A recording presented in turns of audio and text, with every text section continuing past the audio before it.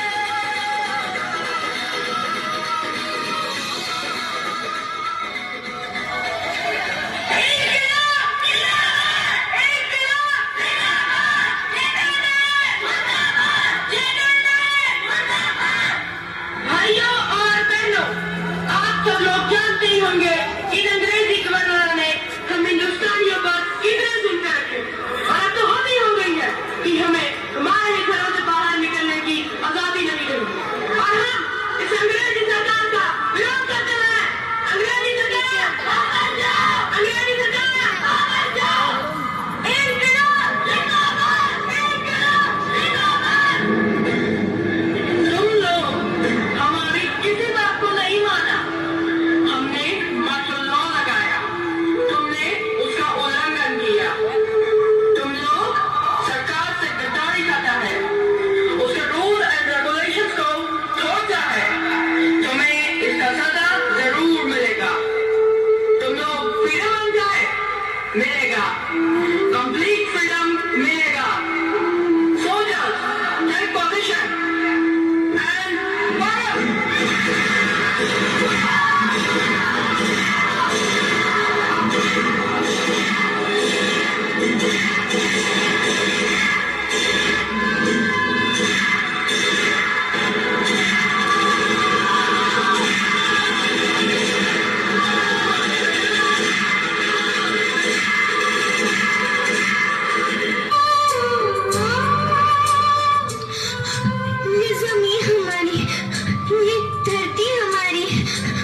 खेत हमारे, अभी थोड़ी देर पहले हमारी ये फसलें लहरा रही थी, पर इन अंग्रेजों ने हमारी फसलें बर्बाद कर दी। इन अंग्रेजों ने एक ही झटके में इन सब फसलों को काट दिया।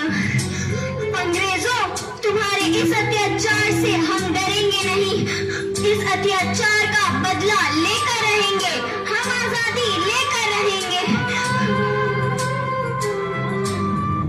जलियांवाला बाग हर हिंदुस्तानी की आंख नम कर गया। इस कांड में कितने मासूमों की आहुति चढ़ गई, इतनी हैवानियत से इंसानियत कत्ल कर दी गई। जलियांवाला बाग के हत्याकांड ने आजादी की आग में घी देने का काम किया।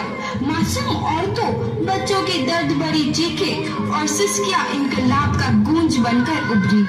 लाला लाजपत राय, भगत सिंह, राजगुरु, सुखदेव सरीखे क्रांतिकारियों ने भारत की इस जमीन से विदेशी दरिंदों को निकाल फेंकने के मंसूबे मजबूत कर लिए। 8 अप्रैल 1929 लाला लाजपत राय के नेतृत्व में साइमन कमीशन के खिलाफ एक भारी जुलूस निकाला गया।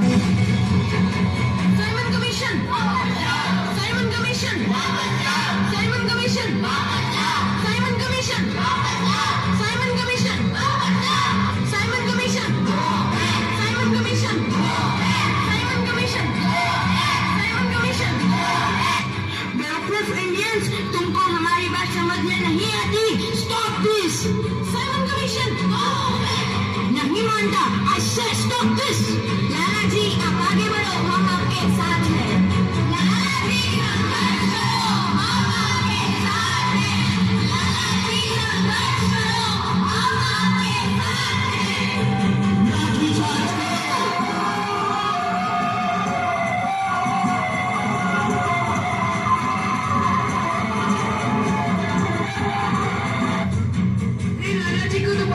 चोट लगी है, उनका सर फट गया है। मेरे शरीर में लगी एक एक लाठी अंग्रेजी सरकार के कफन में कील का काम करेगी। ये आजादी की लड़ाई रुकनी नहीं चाहिए।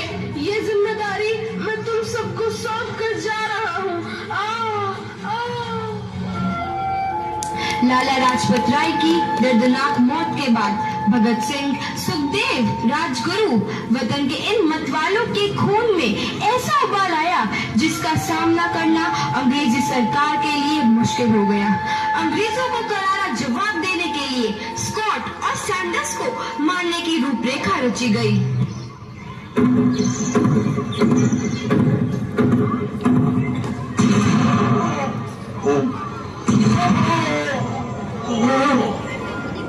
सैंडर्स मारा गया। चारों तरफ तहलका मचा था। दीवारों पर लिखा था, लाला जी की मौत का बदला ले लिया गया है। भगत सिंह समेत सभी वहां से फरार हो गए। 8 अप्रैल 1929 दिल्ली में ब्रिटिश सरकार की सेंट्रल लेजिस्लेटिव असेंबली की बैठक में 2 बम धमाके की आवाज सुनाई दी।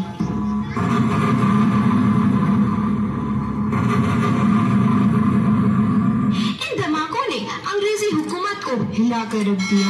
इस घटना को अंजाम देने वाले भगत सिंह, राजगुरु और सुखदेव ने अपने आप को अंग्रेजों के हवाले कर दिया। 1930 को अदालत ने अपना फैसला सुनाया। मुलजिम भगत सिंह, मुलजिम राजगुरु, मुलजिम सुखदेव को दफा 121 और दफा 302 के तहत ये अदालत तीनों को मुजरिम करार देती है और इस गुस्ताखी के लिए ये अदालत इन तीनों को सजाए मौत की सजा सुनाती है। सरफरोशी की तमन्ना अब हमारे दिल में है, देखना है जोर कितना बाजुए कातिल में है।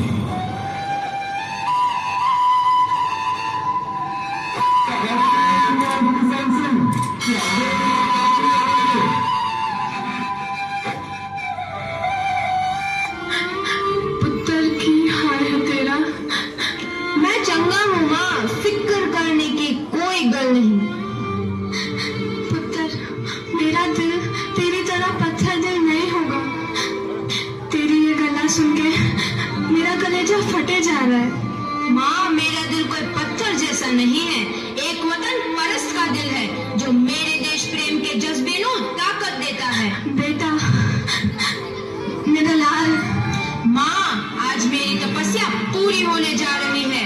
जे तू रोई तो मैंने तकलीफ होइया।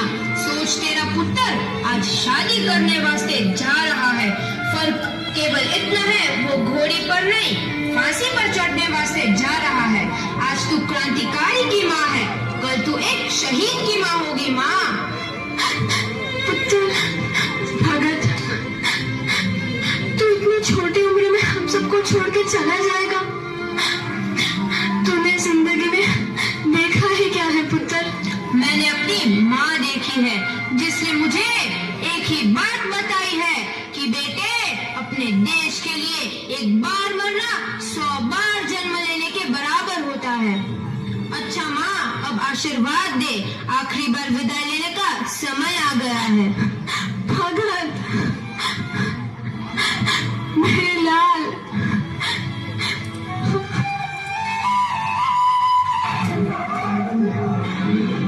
भगत सिंह, तुम्हारी कोई आखिरी ख्वाहिश?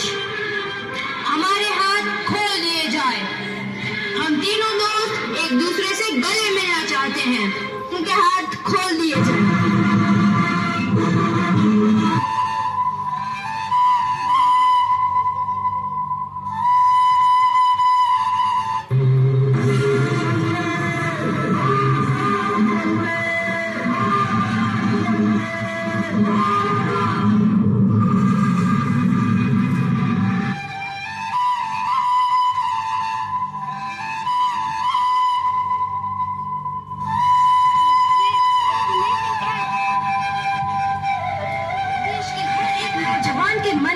आजादी की नई उमंग हिलोरे लेने लगी। अंग्रेजों भारत छोड़ो का नारा जोर पकड़ रहा था। सबने एक आजाद भारत का सपना देखना आरंभ कर दिया था। हर कोई अपने अपने ढंग से इस महायज्ञ में अपनी आहुति दे रहा था। सुभाष चंद्र बोस, रानी लक्ष्मीबाई, तात्या टोपे और मंगल पांडे जैसे शहीदों की कुर्बानी रंग लाई। 15 अगस्त 1947 को भारत आजाद हुआ।